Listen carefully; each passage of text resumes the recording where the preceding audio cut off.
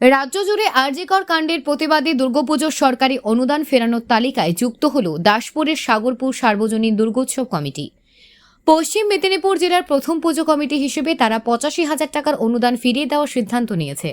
দাসপুর থানার অন্তর্গত এই পুজো কমিটি এবার 46তম বর্ষে পদার্পণ করেছে এবং তাদের এবারের থিম মাটির ঘরে মা।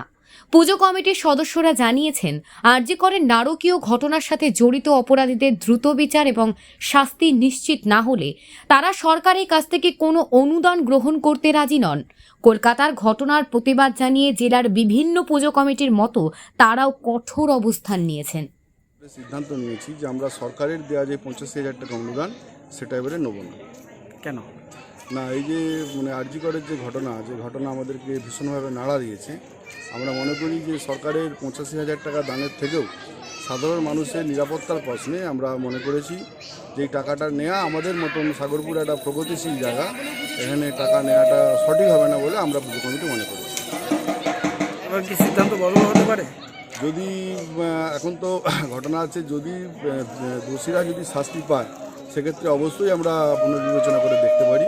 তবে আমরা পুরো ঘটনার উপর ওয়েট অ্যান্ড সি নজর রাখছি। সরকার যদি দোষীদেরকে শাস্তি দেয় তাহলে আমরা সেক্ষেত্রে আমাদের সিদ্ধান্ত পুনর্বিবেচনা করতে পারি। তবে আপাতত আমরা সংবাদ মাধ্যমের মাধ্যমে ঘোষণা করছি যে মনে হয় পশ্চিম মেদিনীপুর জেলার মধ্যে প্রথম আমরা ঘোষণা করলাম যে আমরা এবারে সরকারের দেওয়া অনুদান নিচ্ছি না।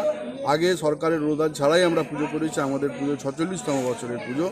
আমরা এর আগে গ্রামবাসীদের কাছ থেকে চাঁদা তুলে অর্থ সংগ্রহ করে পুজো করেছি। আমরা ঠিক এভাবেই পুজোটা করব। সরকার তো আগে অনুদান দিত না, তা বলে কি পুজো হতো না?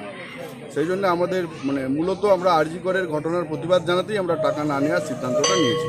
কত বাজেট এবারে? এবারে কত বাজেট? এবারে বাজেট প্রায় 8 লক্ষ টাকা। আমাদের থিম এবারে মাটির ঘরে মা।